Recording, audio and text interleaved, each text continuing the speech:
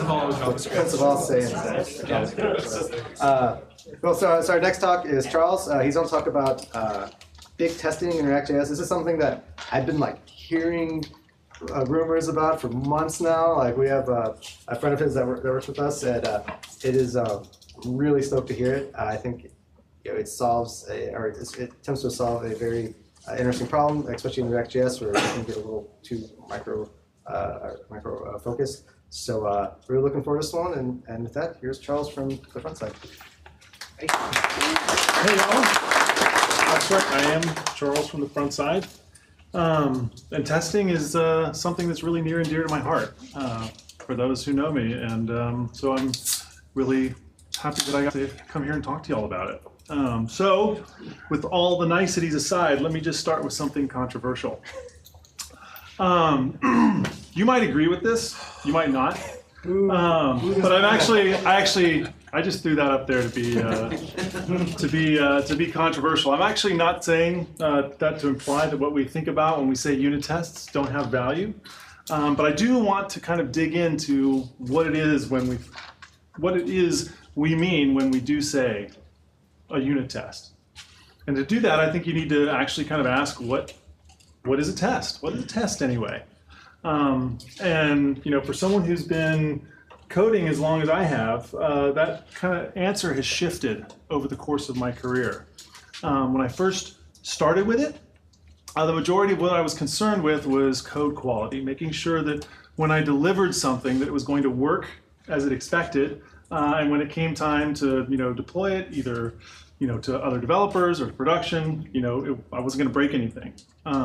So first is kind of a manual process of something that I did with my code, and later on integrating into a regression test suite.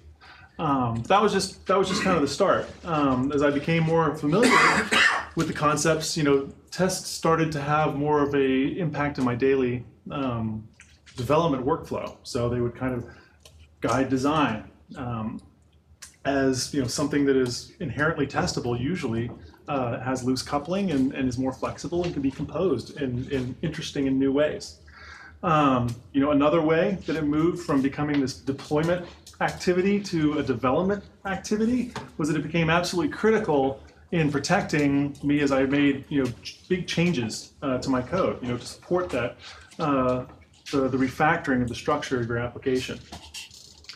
And there's actually a great write-up by Sarah May on this called the 5-factor tests. And she talks a lot about all the different, the payoffs that you can hope to gain through your investment in testing, and tools for thought for thinking about, okay, what am I looking for in my tests, and what are the trade-offs in structuring my tests one way versus another? Am I looking for quality control? Am I looking to support refactoring? What's the interplay of those two kind of concerns that can sometimes be in tension with each other? But we can even dig deeper. We can kind of strip off that cost-benefit analysis that's implicit to the activity of engineering and see that a test really is something even simpler. Your test is just a data point. It's a measurement, an experiment. It's an experiment that either corroborates or invalidates, some hypothesis that you have about the world. If you can't observe something about your code base, well, it is a theory. It is not a fact. It might even be fiction. So let's look at something that's a classic unit test. This is actually from the Enzyme README. And so what exactly is this corroborating when we write one of these tests? Well, the hypothesis is that you have a component with no parent, with no children, with no external state management, with no external sequencer, running in Node.js, using a simulated DOM, using simulated events that will properly dispatch an event handler. Don't chase us. I believe it. I see that test and I'm like, yes, that is a fact. I can buy into it. But as hypotheses go, it's hardly a bold one. So now what about this hypothesis? A user on a Microsoft Surface can upgrade their premium subscription with a single click on their settings page. Okay, is that fact or is that fiction? I don't know. Fiction. You know, that might be like 3% of my revenue stream, but if I have no way of observing this, like, how do I know? How do I have any inkling whether this is actually true? And that's the problem that I have with terminology like a unit test or a functional test or an acceptance test or an integration test or all these things. It implies that there's some absolute level or some absolute worth or some absolute definition to a test. But really, it's just completely relative. You are either trying to validate very small hypotheses or you're trying to validate very large hypotheses. So as opposed to small tests, a big test tries to place as few constraints, stub as little on an environment. Have your test model reality as closely as possible. So, you know, the bigger the test, the closer to reality. That means things like having your React app be fully rendered. It's talking to a real network. It's handling real user events, not simulated events in real browsers, maybe more than just one browser. And all of your side effects and your asynchrony and all the things that happen, those are actually all going on with every event. And you want to see, does it work from a user's perspective? That's a big hypothesis and it has big value. But if you look at the landscape of React today, there are a lot of really well-developed tools that are well reasoned out for doing small testing. Some of these are Enzyme, Jest, Nightmare. But when you look at doing big tests, the landscape is pretty sparse. And so obviously there's a lot of really awesome people working in this space. And so the question is why? And it's simple.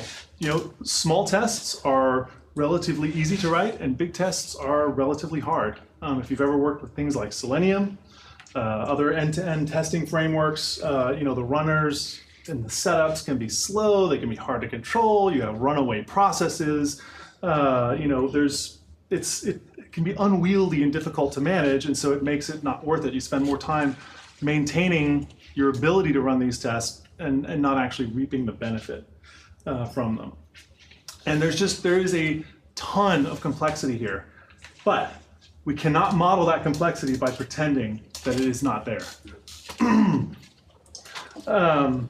And so that's where you have to dip back down. You have to say, okay, we have this science, we've got these big hypotheses that we want to validate, but now we got to see okay, how can we do this and make it real? How can we flip back down into the world of engineering? So we want to validate these big value hypotheses. We want to make sure that our tests are as big as possible, but we don't want to lose control of their speed and their repeatability. And so over the past 5 months or so, we've been really, kind of thinking on and chewing on this problem at Frontside. And we think we've gotten to a place with our tests, where our course, our hypotheses that we're drawing are much bigger than they were before, but our test suites are really still super fast. And most importantly, they are repeatable. We're going to see them a little bit later. So let's talk about browsers first. So if a test is going to be high fidelity, if it's going to model reality, shouldn't it run in a real browser, that a real user is going to use? And so when you look at tools like Jest, it turns out that Jest actually doesn't run in any environment except for Node. And our users don't use Node. They use Chrome on a Chromebook. They use Edge on a Windows 10 laptop. And so, you can't get a high fidelity test with that. You can come close if you do something, well, what if I use Jest or some node-based browser framework to drive Nightmare, right? Nightmare is a browser. It's actually, got a reasonably, reasonably high fidelity runtime. but it's still not enough, and this is why. Let me relate an anecdote that actually happened to us. As we were developing, we tweaked one of our Babel settings, and the way that the code was transpiled was actually different. We didn't think anything of it, Webpack generated the bundle, it loaded fine in Nightmare, everything was great. Turns out that it generated code that was a syntax error in Safari on iOS 9. And so, the code happily goes out and breaks every single iPhone out there. Doesn't even render so much as like a loading screen, just a big blank brick. It's 100% borked.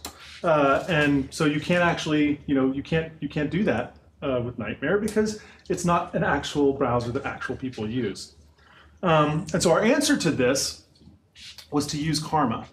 And Karma is not unique in the space that it operates, but that space is one where you have a browser launcher. And so you have a test runner that its job is to launch as many browsers as you need and say, hey, here's the test suite which you are to run.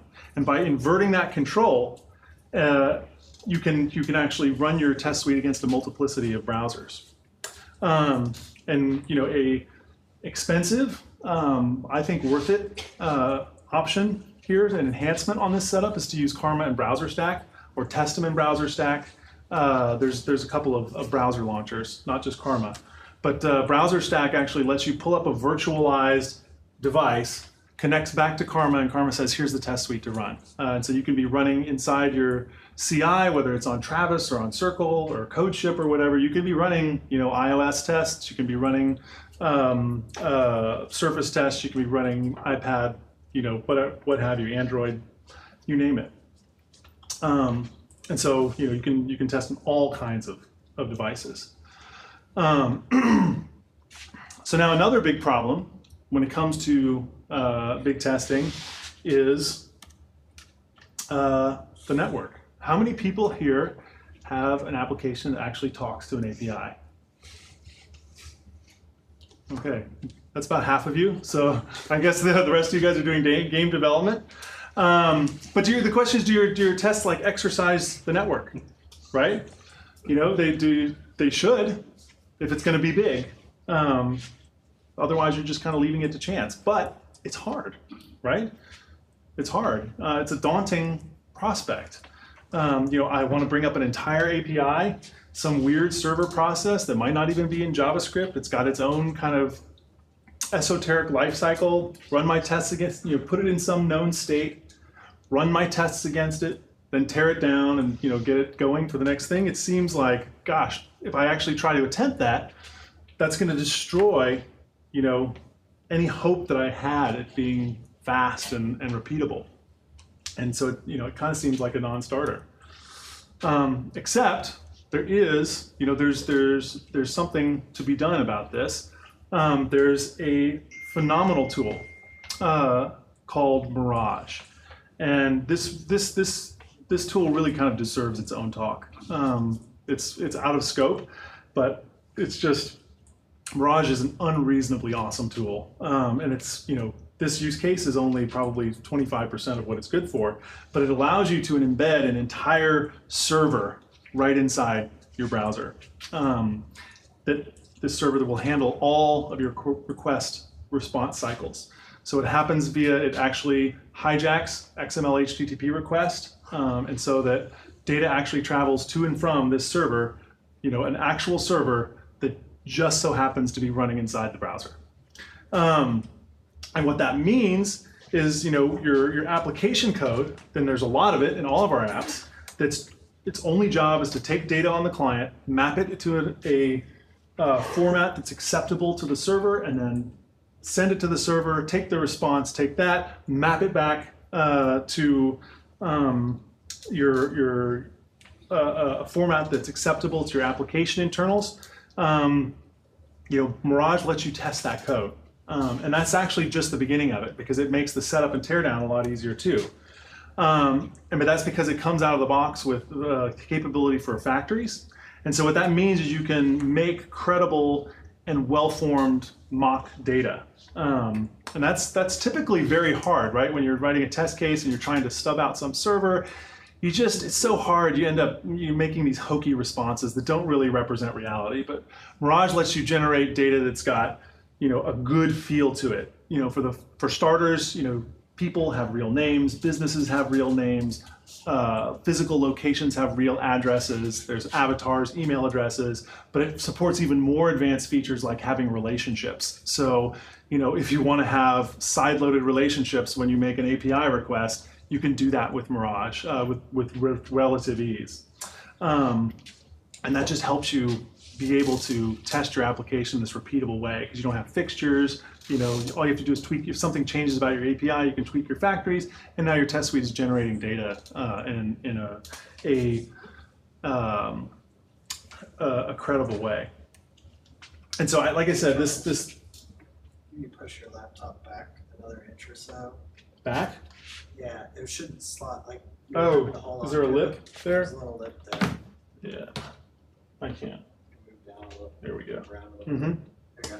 So, like I said, with Mirage, this tool deserves its own talk. It's not only good for testing, it's actually great for development because you can fire up your app. It's not talking to a real server. You can be offline. You can do rapid prototyping. You can say, like, what if I had an API endpoint that looked like this? And then you can be like, that's great, kind of shape it the way you want, and then go to the back-end team, which you may or may not be a member of, and say, the API I want is this. And off you go. Does it work with third-party pretty well? What's that? Does it work with third-party servers? You mean like if you've got like 3 or 4? Well, like something you don't write. Like Yeah. Yeah. Mm-hmm. And so anybody who's ever used Mirage knows that like once you have, it's very hard to live with. And so we spent a lot of time porting it to vanilla JavaScript. From where it came from the Ember community, but we ported it to vanilla JavaScript, so you can use it in React, you can use it wherever you want. So I can't say enough about Mirage. You should go check it out.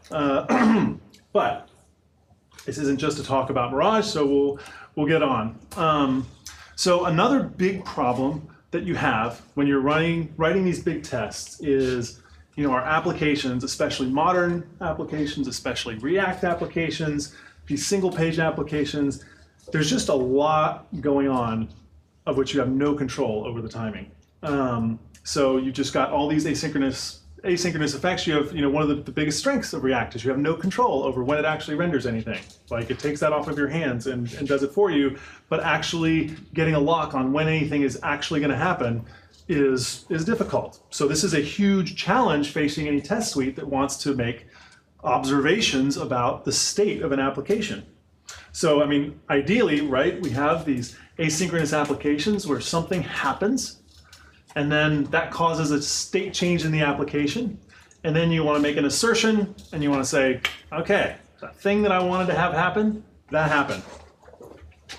But a lot of times, what ends up happening is this, and this is where, you click, or you press a keyboard, or some WebSocket event comes in, and you make the assertion, but the thing that was going to happen didn't happen yet, and so you make the assertion too soon, the test fails, even though your application is working just fine.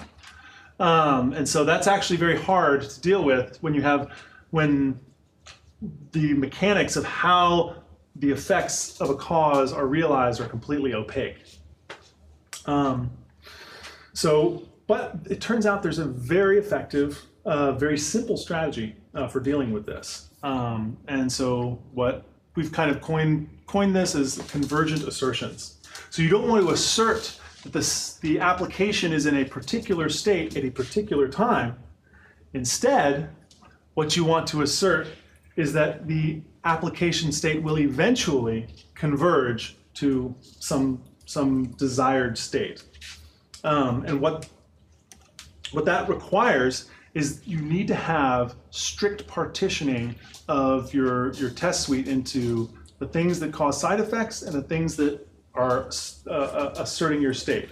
So, we need our assertions to be read-only operations. And that means no matter, they're pure functions, no matter how many times we run our assertions, they never change the state of the application. So you can't inside your assertion be clicking things, you can't be sending events, you can't be doing anything. All you're doing is reading state from your application. And anything that causes effects needs to be in setup code.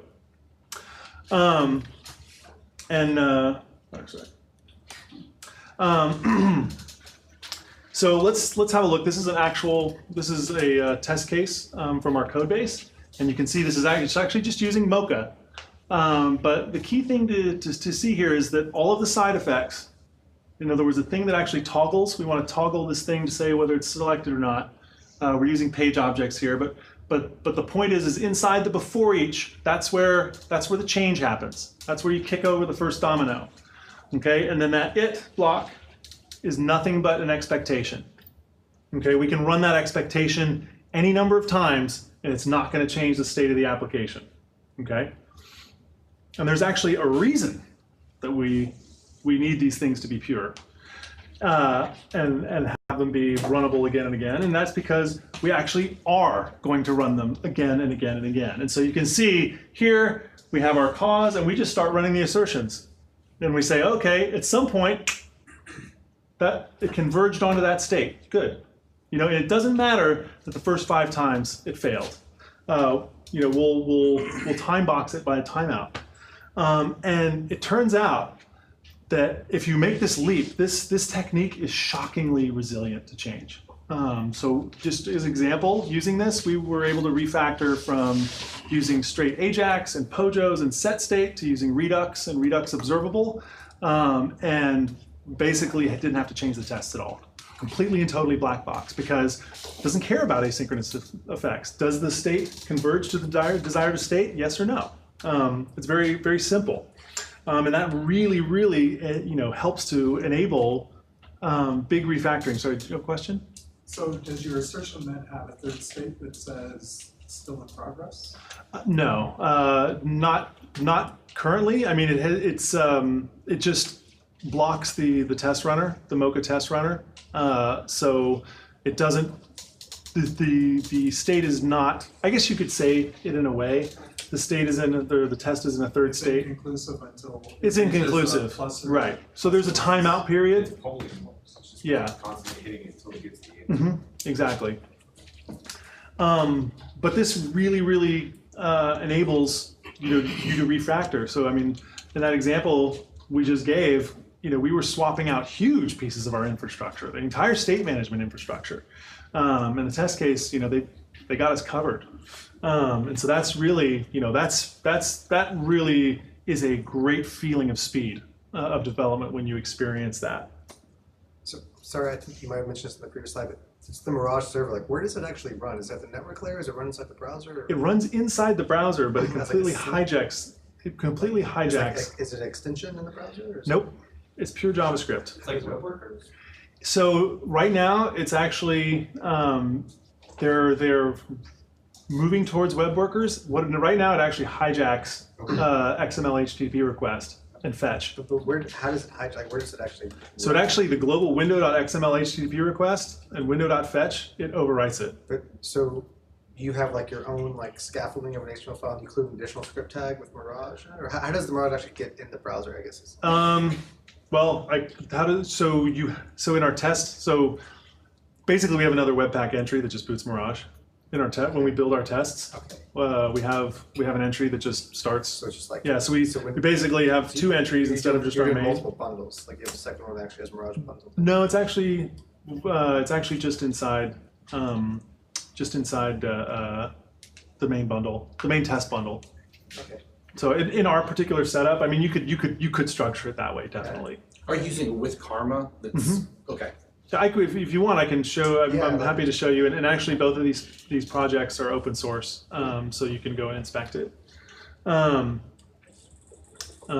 So, any other questions? Yep. How were you achieving the foldings through Karma or So Karma. your own function or? So we can dive into code here, real quick. Let's see. I can just show you real quick. So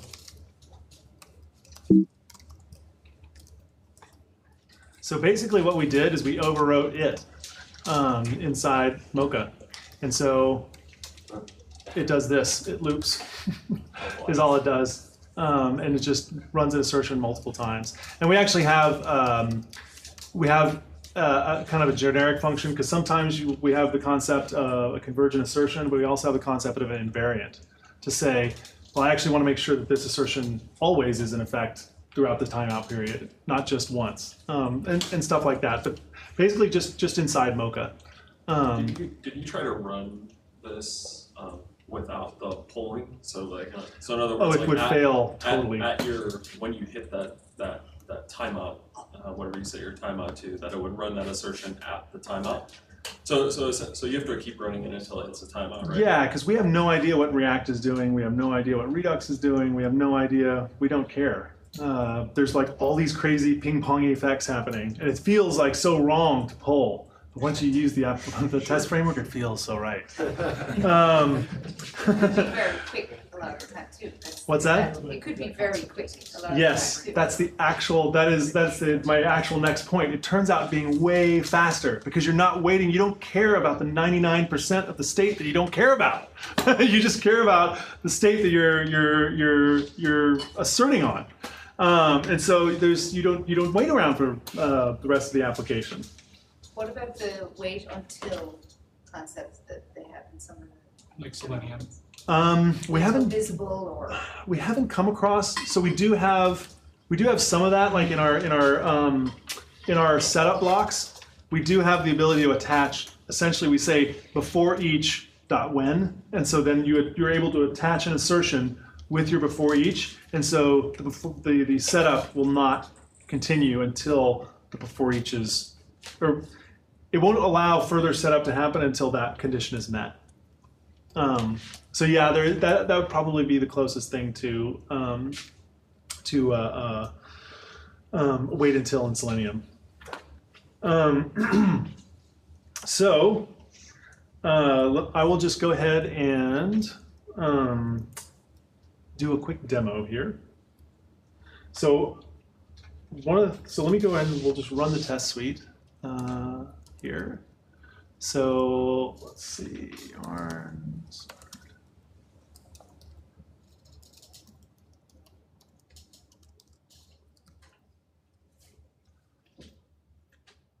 maybe.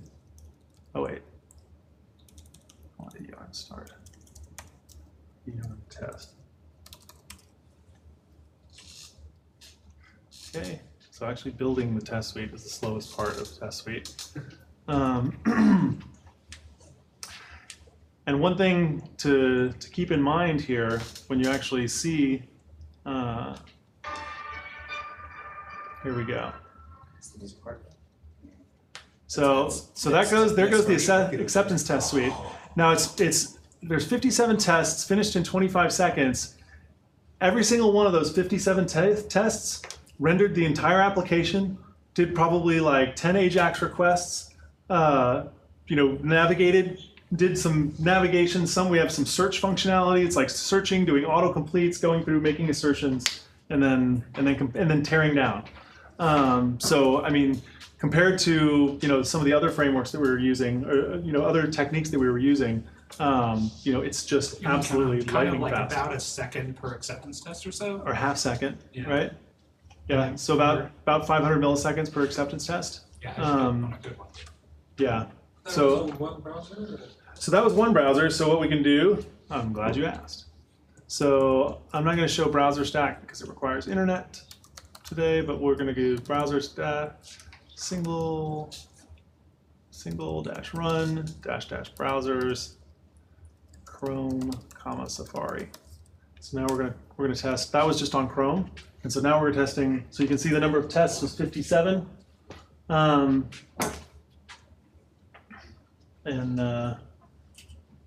Doesn't seem like it caches the. Can you start it as a server? You can start it as a server. Okay. Mm-hmm. Yeah. So you can see it launched Chrome, it launched Safari. If you look in my. So it actually ran them on both browsers at about the same time because it was running them in parallel. It'd be interesting to gather statistics about which browser performed better. But but yeah, so I was going to do a little bit, go dive into a little bit more of the code, but I don't even know if that's really necessary at this point. You can just see like, here's one of the, is this a test right here? I mean, it looks just like a standard Mocha suite. Here's that thing where we're visiting, and then we're able to pass in an expectation. So it won't actually run this until the page has been rendered. It won't actually make those assertions Can I in see there. your mock server? Yeah. What's that? Can I see your mock server? Well, there's where we do the setup for this one. So we're creating packages. We're using the factory to create all these artifacts that we're going to be using in our tests, and then we're visiting. But I mean, the amount of actual support code is actually not very React specific. I don't think we have. Well, we have to create a memory location for React router, and that's the only React specific code in this code base. Mm-hmm. So often with integration tests, you have a lot of dependencies between tests, so it feels like you're writing your own test runner. Mm-hmm. While you're writing that, have you developed any tools or libraries that help you with structuring the order of tests and dependencies and stuff like that? We use the straight up Mocha, arrange, act, assert. So everything, all you have nested contexts with your before each. So like you can see here, here's the biggest describe, which actually is going to set up the React app. And then here, this is like saying basically this nested describe is dependent on that setup. And then I think we have another level of one more level of nesting. Yeah. So when you're actually selecting something on the page, and then we're making assertions there, and then we're saying, hey, when that's going to fire up an AJAX request, and so we have, when that succeeds, it's going to do other stuff. So we just use the kind of order dependency that way. Is this open source?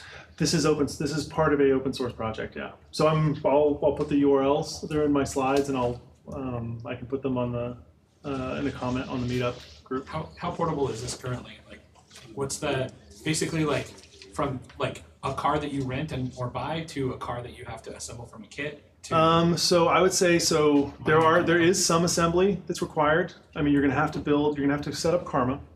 You're going to have to set up, you have to assemble the plugins, so like use Webpack, Karma Webpack to build, import your Webpack config. You might have to tweak your Webpack config a little bit. How complicated is it to set up like mock endpoints or? So here is, I will show you here's our Mirage config. So you can see here's our endpoints. So it uses, if you've ever used Express, it's a nice little DSL for handling responses and URLs and everything like that. And then like if you look in the factories, yeah. And so Mirage has got a great way. So the Mirage is pretty straightforward. It's extremely well documented. It's extremely well documented. It's a great project. But all of the components that I've showed, you'll have to assemble yourself. Once you actually have that, and we're actually working on trying to take like the convergence helpers and things like that and put them make them in an open source project. We haven't yet. Actually, that's not true. We have the converge on function, which you can use to build convergent convergent invariant, all these other things. That's with that one function that I showed with the looping is out on GitHub.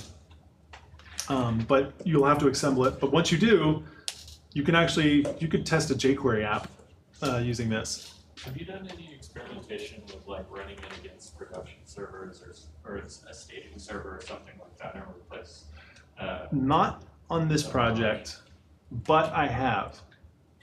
What it requires is you need to have you have to have some way on your production server to allocate a test account or tenant or whatever it is that can be thrown away immediately. So a way of saying, hey, get me this test account, I'm going to run some stuff against it, and then throw it away. So if you can do that fast, if you can do setup, if you bake in fast setup and teardown into your production API, then you can do it. But you do need to have that first. So you're using it for Karma.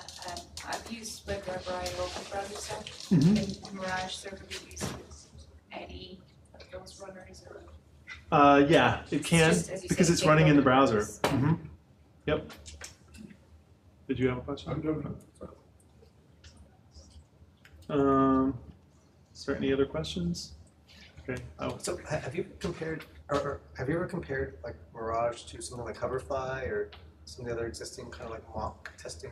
I've compared it to mockjacks Okay. and what was mockjacks, and there was one other, and found it bearable. Whereas like there was mockjacks, there was one other fixture, fixture library that I was using that was, but it just ended up being unending pain. Yeah, I mean, our search team uses Hoverfly, and it's a little different because it actually like intercepts and like replays the requests when it's doing the run. They still right. They have to use like Selenium to drive it. You know? Yeah, that's actually pretty good. That would be another option. Maintaining your own fixtures by hand is the road to perdition, but actually letting your production and your staging servers maintain your fixtures is actually a strategy I've had really good success with in not in JavaScript, but certainly in other server languages. So yeah, I'm actually that's just Hoverfly run in the browser. I believe it runs the application layer.